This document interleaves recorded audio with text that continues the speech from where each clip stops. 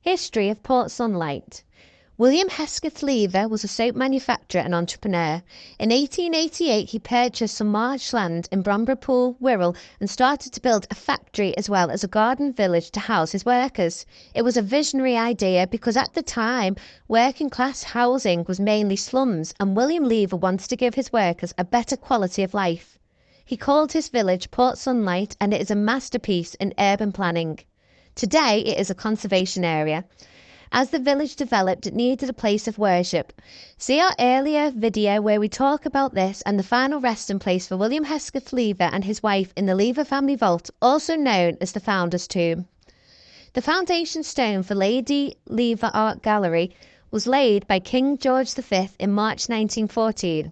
World War I, 1914 to 1918, started that same year, and it was not completed until 1922 when it was formally opened by Princess Beatrice, the youngest daughter of Queen Victoria.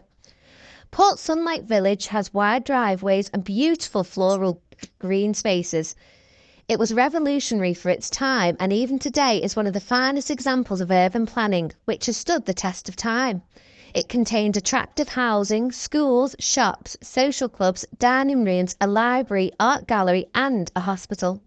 The gardens and green spaces were maintained by the Lever Brothers Limited, and this tradition continues today through Port Sunlight Village Trust.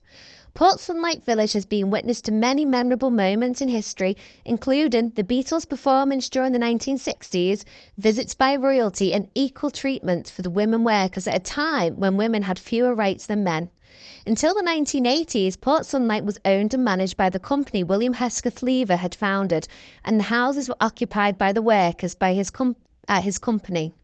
From the 1980s onwards, it was placed into the hands of Port Sunlight Village, and some of the houses were placed up for sale, and people who did not work at the Levers Village were able to buy or rent in the village. Today, Port Sunlight is a conservation area, and the houses are Grade 1 and Grade 2 listed.